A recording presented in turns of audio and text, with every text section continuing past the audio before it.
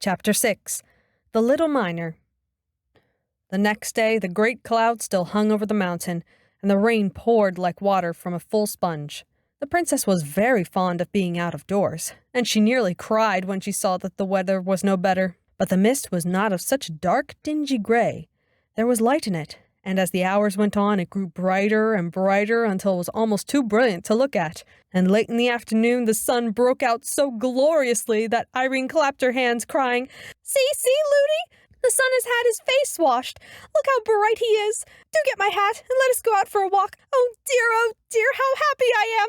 Ludi was very glad to please the princess. She got her hat and cloak, and they set out together for a walk up the mountain. For the road was so hard and steep that the water could not rest upon it, and it was always dry enough for walking a few minutes after the rain ceased. The clouds were rolling away in broken pieces like great over-woolly sheep, whose wool the sun had bleached till it was almost too white for the eyes to bear. Between them the sky shone with a deeper and purer blue because of the rain.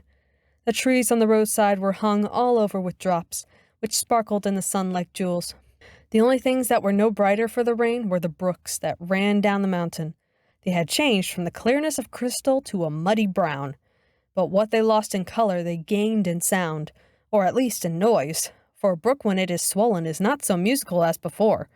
But Irene was in raptures with the great brown streams tumbling down everywhere, and Ludi shared in her delight, for she too had been confined to the house for 3 days. At length she observed that the sun was getting low, and said it was time to be going back. She made that remark again and again, but every time the princess begged her to go on just a little farther and a little farther, reminding her that it was much easier to go downhill, and saying that, when they did turn, they would be at home in a moment.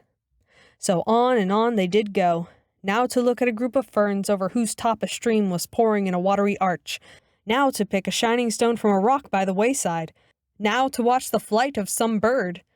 Suddenly, the shadow of a great mountain peak came up from behind, and shot in front of them. When the nurse saw it, she started and shook, and catching hold of the princess's hand, turned and began to run down the hill. "What's all the haste, Nursey?" asked Irene, running alongside of her. "We must not be out a moment longer." "But we can't help being out a good many moments longer." It was too true. The nurse almost cried. They were much too far from home. It was against express orders to be out with the princess 1 moment after the sun was down, and they were nearly a mile up the mountain. If His Majesty, Irene's papa, were to hear of it, Ludi would be certainly dismissed, and to leave the princess would break her heart. It was no wonder she ran, but Irene was not in the least frightened, not knowing anything to be frightened at. She kept on chattering as well as she could, but it was not easy. Ludi, why do you run so fast? It shakes my teeth when I talk." "Then don't talk," said Ludi. But the princess went on talking. She was always saying, Look, Ludi." But Ludi paid no more heed to anything she said, only ran on. Look, Ludi, don't you see that funny man peeping over the rock?" Ludi only ran the faster. They had to pass the rock, and when they came nearer, the princess saw it was only a lump of the rock itself that she had taken for a man. Look, Ludi, there's such a curious creature at the foot of the old tree. Look at it, Ludi. It's making faces at us, I do think." Ludi gave a stifled cry and ran faster still, so fast that Irene's little legs could not keep up with her, and she fell with a crash. It was a hard downhill road, and she had been running very fast, so it was no wonder she began to cry. This put the nurse nearly beside herself, but all she could do was to run on, the moment she got the princess on her feet again. Who's that laughing at me?" said the princess, trying to keep in her sobs and running too fast for her grazed knees. "Nobody, child," said the nurse, almost angrily. But that instant there came a burst of coarse tittering from somewhere near, and a hoarse, indistinct voice that seemed to say, "Lies, lies, lies!" "Oh!" cried the nurse with a sigh that was almost a scream, and ran on faster than ever. "Nursey! Ludi! I can't run any more! Do let us walk a bit!" "Oh, what am I to do?" said the nurse. "Here, I will carry you." She caught her up, but found her much too heavy to run with, and had to set her down again. Then she looked wildly about her, and gave a great cry, and said, "We've taken the wrong turning somewhere. I don't know where we are. We are lost!" The terror she was in had quite bewildered her. It was true enough they had lost the way. They had been running down into a little valley in which there was no house to be seen. Now Irene did not know what good reason there was for her nurse's terror, for the servants had all strict orders never to mention the goblins to her, but it was very discomposing to see her nurse in such a fright. Before, however, she had time to grow thoroughly alarmed like her, she heard the sound of whistling, and that revived her. Presently, she saw a boy coming up the road from the valley to meet them. He was the whistler, but before they met, his whistling changed to singing, and this is something like what he sang. Ring, dod, bang, go the hammers clang, hit and turn and bore, whiz and puff and roar. Thus we rive the rocks, force the goblins' locks, see the shining ore. 1, 2, 3, bright as gold can be. 4, 5, 6, shovels, mattocks, picks. 7, 8, 9, light your lamp at mine. 10, 11, 12, loosely hold the helve. We're the merry miner boys, make the goblins hold their noise. I wish you would hold your noise, said the nurse rudely, for the word goblin at such a time and in such a place made her tremble. It would bring the goblins upon them to a certainty, she thought, to defy them in that way. But whether the boy heard her or not, he did not stop his singing.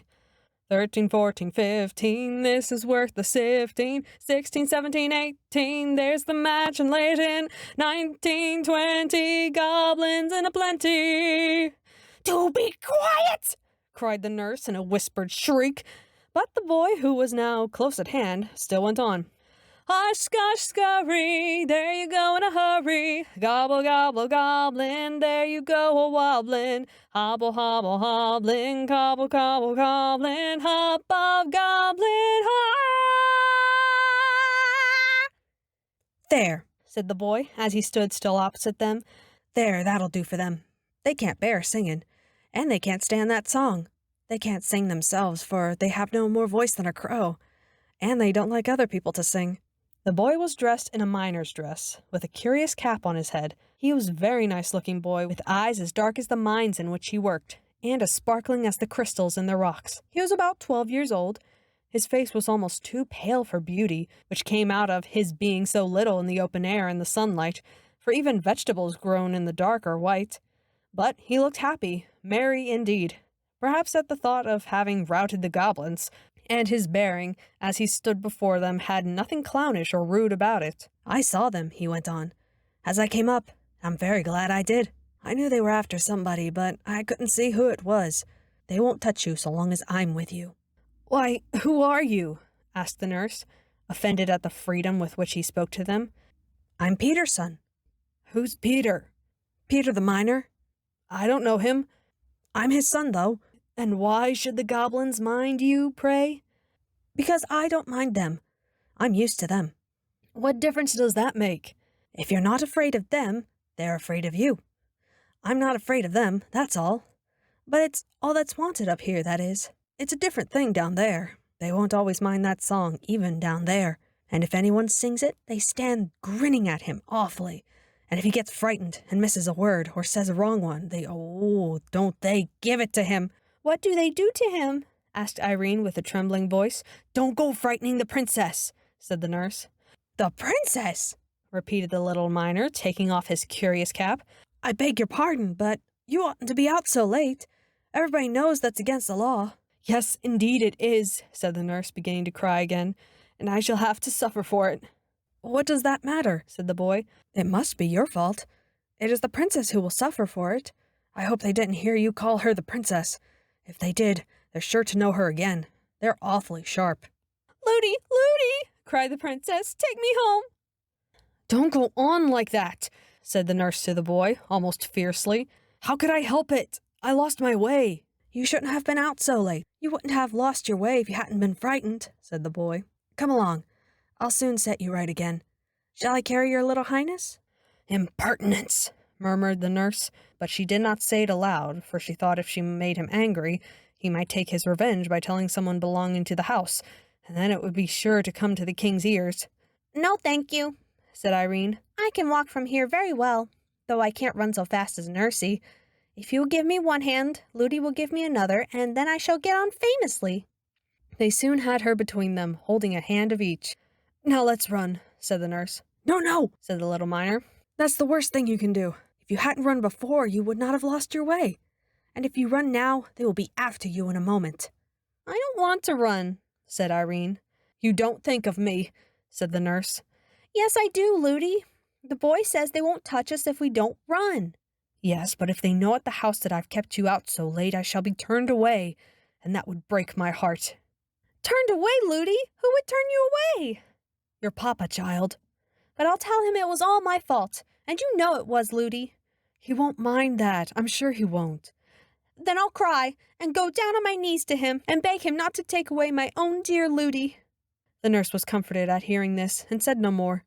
They went on, walking pretty fast, but taking care not to run a step. I want to talk to you, said Irene to the little miner, but it's so awkward. I don't know your name. My name's Curdy, little princess. What a funny name, Curdy. What more? Curdy Peterson. What's your name, please? Irene. What more? I don't know what more. What more is my name, Ludi? Princesses haven't got more than one name. They don't want it. Oh, then Curdy, you must call me just Irene and no more. No, indeed, said the nurse indignantly. He shall do no such thing. What shall he call me then, Ludi? Your Royal Highness. My Royal Highness? What's that? No, Ludi, I won't be called names. I don't like them. You told me once yourself it's only rude children that call names, and I'm sure Curdy won't be rude. Curdy, my name's Irene. Well, Irene, said Curdy, with a glance at the nurse, which showed he enjoyed teasing her. It is very kind of you to let me call you anything. I like your name very much. He expected the nurse to interfere again, but he soon saw that she was too frightened to speak. She was staring at something a few yards before them in the middle of the path, where it narrowed between rocks so that only one could pass at a time. It is very much kinder of you to go out of your way to take us home, said Irene. I'm not going out of my way yet, said Curdy. It's on the other side of those rocks the path turns off to my father's. You wouldn't think of leaving us till we're safe home, I'm sure, gasped the nurse. Of course not. You dear, good, kind Curdy. I'll give you a kiss when we get home, said the princess. The nurse gave her a great pull by the hand she held, but at that instant the something in the middle of the way, which had looked like a great lump of earth brought down by the rain, began to move. One after another it shot out 4 long things, like 2 arms and 2 legs, but it was now too dark to tell what they were. The nurse began to tremble from head to foot. Irene clasped Curdy's hands yet faster, and Curdy began to sing again. 1, 2, hit and hew, 3, 4, blast and bore, 5, 6, there's a fix, 7, 8, hold it straight, 9, 10, hit again. Hurry, scurry, bother, smother, there's a toad in the road. Smash it, squash it, fry it, dry it, you're another. Up and off, there's enough. Ah! As he uttered the last words, Curdy let go his hold of his companion and rushed at the thing in the road as if he would trample it under his feet. It gave a great spring and ran straight up one side of the rocks like a huge spider. Curdy turned back laughing and took Irene's hand again. She grasped his very tight, but said nothing till they had passed the rocks. A few yards more and she found herself on a part in the road she knew, and was able to speak again. Do you know, Curdy, I don't quite like your song. It sounds to me rather rude, she said. Well, perhaps it is, answered Curdy. I never thought of that. It's a way we have. We do it because they don't like it. Who don't like it? The Cobbs, as we call them. Don't, said the nurse. Why not? Said Curdy. I beg you won't. Please don't. Oh, if you ask me in that way, of course I won't, though I don't a bit know why. Look, there are the lights of your great house down below. You'll be at home in 5 minutes now. Nothing more happened. They reached home in safety. Nobody had missed them or even known they had gone out, and they arrived at the door belonging to their part of the house without anyone seeing them. The nurse was rushing in with a hurried and not over-gracious good night to Curdy, but the princess pulled her hand from hers and was just throwing her arms around Curdy's neck when she caught her again and dragged her away. Ludi! Ludi! I promised a kiss! Cried Irene. A princess mustn't give kisses. It's not at all proper, said Ludi. But I promised, said the princess. There's no occasion. He's only a minor boy. He's a good boy and a brave boy, and he has been very kind to us, Ludi. Ludi! Ludi! I promised! Then you shouldn't have promised. Ludi, I promised him a kiss. Your Royal Highness, said Ludi, suddenly grown very respectful, must come in directly. Nurse, A princess must not break her word, said Irene, drawing herself up and standing stock still. Ludi did not know which the king might count the worst, to let the princess be out after sunset, or to let her kiss a minor boy. She did not know that, being a gentleman, as many kings have been, he would have counted neither of them the worse. However much he might have disliked his daughter to kiss the minor boy, he would not have had her break her word for all the goblins in creation.